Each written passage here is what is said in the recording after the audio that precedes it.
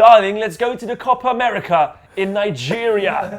Yes, darling, book the flight. We're going to watch Uruguay play South Africa in the Copa America. Yes, darling. Yeah, you are, darling. No, what? I've got the wrong continent.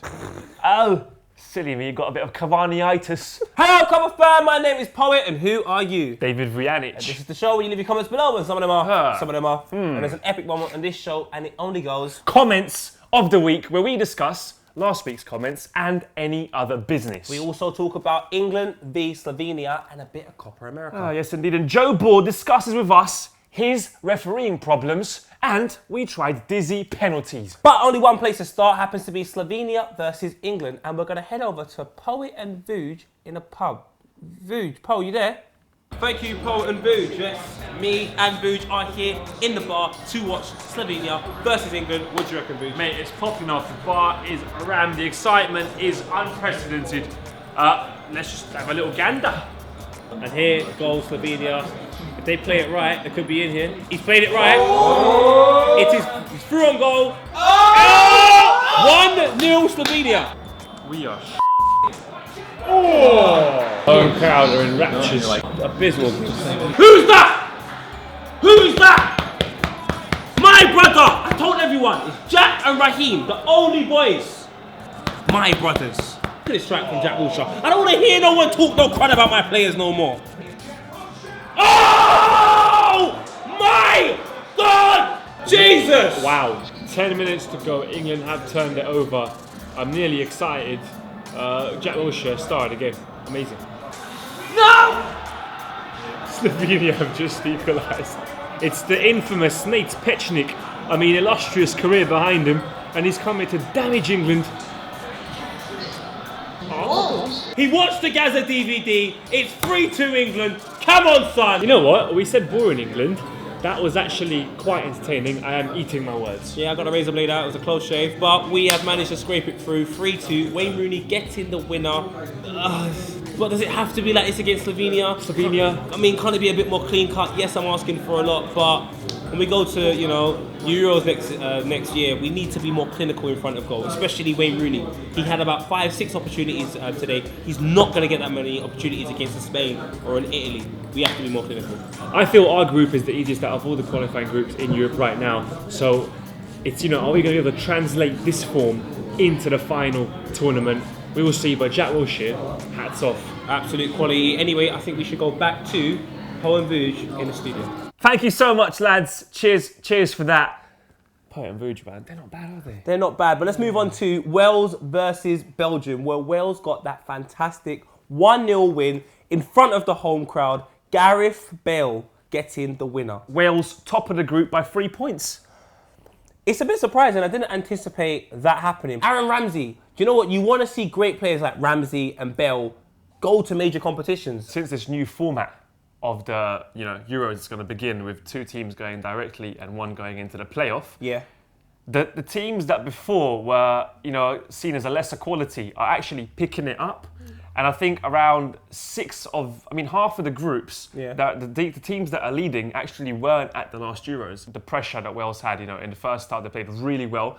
I felt they were on top. And even when they scored, when they went and sat back for the last 20 minutes, I didn't feel a fear of Belgium scoring. Wales showed a huge amount of passion. And character. As Brendan Rodgers would say, you showed a lot of character. Belgium, though, they looked a little bit like we know we're better than them and so on and so forth. And unfortunately for them anyway, Wales happened to be top. And it looks like Wales may finish, the leaders of the group. And I want to see Wales in the Euros. Copper fan, what do you think about Wales being top of the group?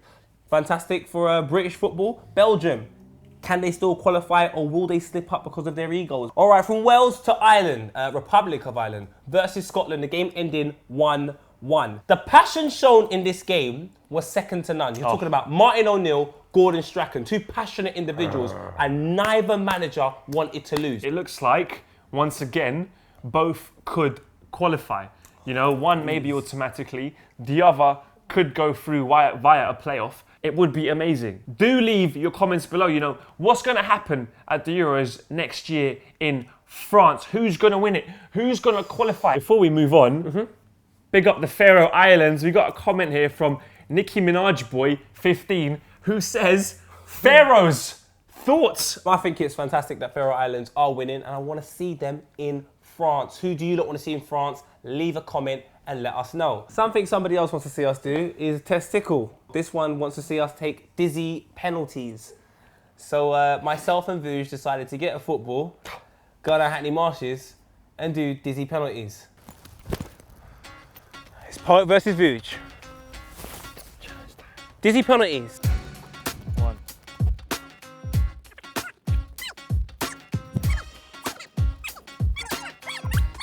One more! Go, yeah! Go! One! 13, go and score, you mad! I'll stroll back.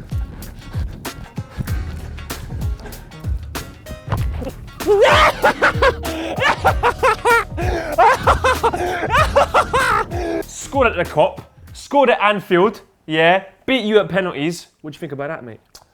I'm lost for words. Jack Warner, can you help me out? It is very incomprehensible. That's what I thought. Thanks, Jack. I like you. All right, Vuj, it is time for us to go into transfers and rumours. Oh, transfers and rumours. Let's start off with Kevin De Bruyne and Mr. Pogba to Manchester City. And Sterling, let's not forget. And Sterling. They need to stop cheating. It's not fair anymore. I feel Man City buying players is becoming, it's not even news anymore. I like the fact that the City owner has come out, defended Pellegrini, and just said that, you know, we're going to spend a lot of money. He's taken on all the pressure off Pellegrini, off the players, and saying it's down to the board to sort out the club. Then Joe Hart comes out and defends him. I'm going to give that a set. Man City. I like you. The next one I definitely like. It's another fantastic world-class name being linked to Anfield, Charlie Austin. We're building, I feel, a stable squad. You know, we want to be... No, we want to be, you know, stable. We want to have 3 average players per position. Sturridge is signed for the NHS next season. Yeah. Unless it gets privatised, then I reckon it might become difficult for him. Oh, something's falling down. The universe is telling me it's not going to happen. That's incomprehensible. It is very incomprehensible. And Tevez, you heard about that though, you haven't you? Wednesday. Let's have Tevez at Liverpool. Thank you very much. And Charlie Austin, maybe just no. Imagine that strike force. Austin, Ings, Lambert, 4-3-3 with them 3 up front. All right, moving on. Another rumour. Wait, hold on, fix that. As I were, Benteke to Spurs. I think you could do well there. Yeah. You would just turn into another average player, which I feel he is anyway. Nah. For a mid-table team, he's good, but he's not, you know, he's not Champions League standard. He's Benteke. They're not identifying their problems. At the back where the problems are, why would you spend a lot of money on a striker? You've got Harry Kane. Focus on that. Here we go. Good old Harry Kane. Keep him at the club. Get someone at the back, man. Clouton says, Ibrahimovic to Arsenal. Thoughts? What I do like is stories about a position we need to actually identify strengthening. That's the good in it. The bad in it is not really true. He's already come out and said, I'm going to stay in, in Paris with Paris Saint-Germain. The talks about him going back to AC Milan, but I think he's just going to stay in Paris. He's the god there. He's the king. He's everything. Last one happens to be Falcao to Chelsea. The flop at United apparently going to Chelsea because of rumours of Remy going to West Ham. I could see Mourinho fixing that one. Yeah, he's a man that works wonders. We'll know more about the Falcao deal after the Copa America, and that is what's happening right now. Jamaica are there, Uruguay are there, and Jamaica lost 1-0. I'm not actually that embarrassed. I thought we were going to lose 3-0. No Suarez, obviously, because of the ban. And, Jamaica played pretty well. There was one chance we had in the first half. Bit more composure. He might have scored. He didn't even hit the ball. Talking about composure, Argentina completely lost it. Yeah, 2-0 up. Messi getting the second goal. You're thinking, you know what, just another Argentina win. It came back to 2-2. All that talent, especially going forward, and it just doesn't transform into these big occasions. Well, Copa fan, what do you think, man? I think any team that's got Aguero, Messi, and flipping Di Maria up front should be doing pretty well. Who is going to win the Copa America? Can Jamaica even qualify out of the group? Leave a comment and let us know, Copa fan. I think Nigeria could do it. All right, and if you want to know more about the Copa America, check out a little video we've done. There's a link here. Or here. Speaking of Copa America, we actually had a bit of a chat with Joe Bohr, who is a referee over there, and he had this to say. So I refereed my first game at Copa America. I think it went pretty well. Got quite hot. Luckily I had my hip flask, drank a lot of tequila. That may have affected my decisions towards the end of the game. Half-time burrito may have been a mistake. Didn't run too much in the second half. But I learnt some American words, like they say 0 instead of nil. They say offence instead of striker. And instead of ref, they say douchebag. So I've learnt a lot. Last week, myself and Vuj were lucky enough to meet the legend that is Paul Gascoigne. He is such a cool guy. I mean, we were lucky enough to watch the film ourselves. Absolutely great portrait of Gaz's life. And it's out right now, on demand and on DVD for all of you. Go grab a copy, watch it. And if you want to check out the conversation me and Vuj had with Gaza, make sure you check it out on the M board or on the website. Vuj, it's time to address the millions. Millions of Copa 962,000. Fans all across the world, not on Tumblr, Instagram, Snapchat, YouTube, Facebook. It's that epic moment in the show that can only be described as, in Irish?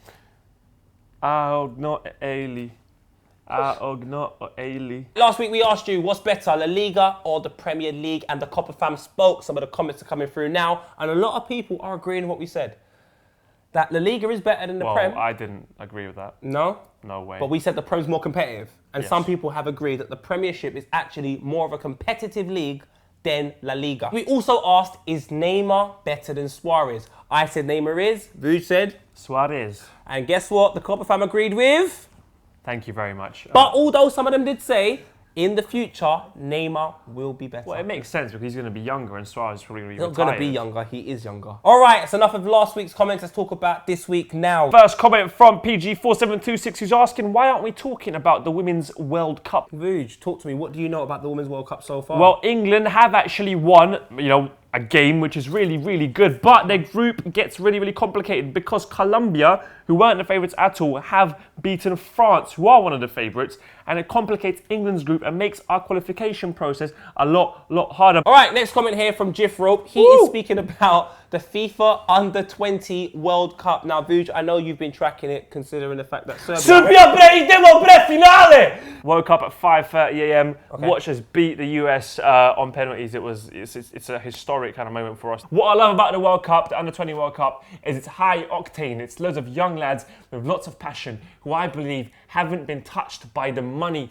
and the capitalistic side of football yet.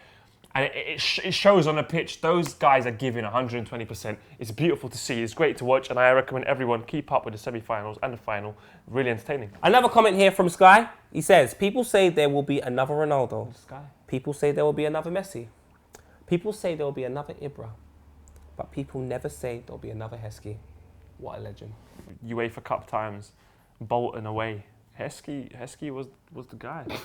He used to get us out of loads of sticky situations, Yeah, buddy. You know when you have a headache?